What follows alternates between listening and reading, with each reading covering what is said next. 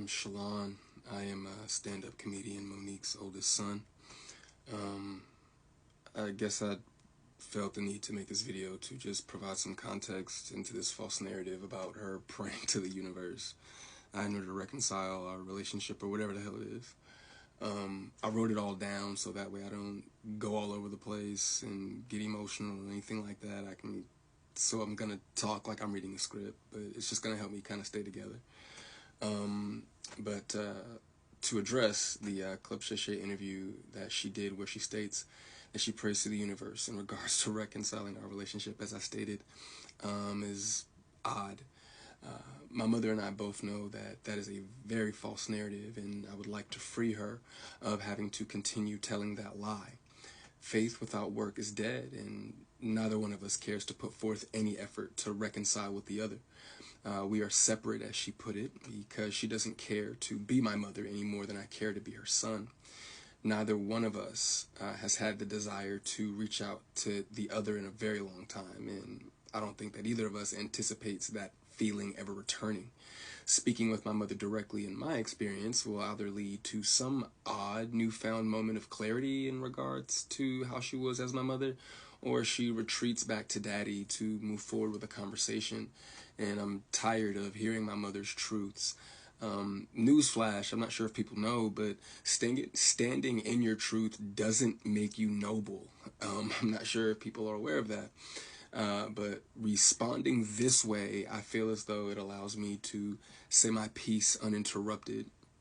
To those wondering, well, why say something now? Call it a form of therapy for me, I suppose. But when her daddy had intentionally stated that they have 3 sons, but his wife is on the internet talking about the 4th son in a video that has millions of views, that rubbed me the wrong way. But anyway, to inform a child that you are not interested in being a mother at a time when that kid is the only kid, that has the potential to lead a child to believe that you are not interested in them specifically. But to take it a step further, you also admit, my mother had also admitted to me that she didn't do the best job that she could do, which would also make one begin to question, all of your past decisions and prior emotional interactions. But to be completely honest and fair, those were things that I was willing to get over. Nobody's perfect, we're all human. But my mother showed a clear lack of humility, compassion, and consideration when taking any level of accountability for those things. My mother does a fantastic job of acknowledging a lot of things, but she doesn't take accountability very well, and anything that she may take true accountability for, it's only at her convenience, in my experience. But if I had to guess, though, her interest in being a mother probably started around the time that she married her daddy and had his children. But that interest, obviously seemed one-sided, and as it should have been. By that time, I'm in my late teens, so to some degree, the the neglect becomes easier to hide or validate, I guess you could say. There are now 2 baby boys in the house, that require attention. But still, during that time, however, I still watched her enjoy the love and admiration of total strangers more than my own. To this very day, my mother has never expressed to me when, if ever, she became interested in me as her son. That did lead me down a path of questioning my self-worth and struggling to understand the value of a mother in a child's life. In the interview, she also states that she gave me an apology. But an apology to a son from a mother that consciously showed no interest in him holds no weight. There are still women to this day that my mother will give credit to for being more of a mother to me than she ever could. Her assistant, my cousin, being one of them. Every time, though, that my mother would state that she was right here whenever I was ready, That ideology still blows my mind today, that a person could openly admit to being an uninterested, not put my best foot forward type of parent, and be so self-centered that they still express to the kid, you have to come to me when you ready. You got to come to me for us to make this right. Okay. But I'm not sure what my mother could possibly think that she has shown me in the past or have for me now that's not money, goodness gracious, that would make me want to come to her, or whatever those feelings are supposed to be. A mother is supposed to be the first woman that a boy falls in love with. I loved my mother very much, but my mother loved things more than she loved me, and she would validate her love for me by giving me things, and would proceed to call me ungrateful or inconsiderate if said things did not have the desired effect. I couldn't imagine what it's like to be her, though, to ask God for what you want, and then he gives you what you need, though, only for you to ignore it and have the audacity to ask God for something else.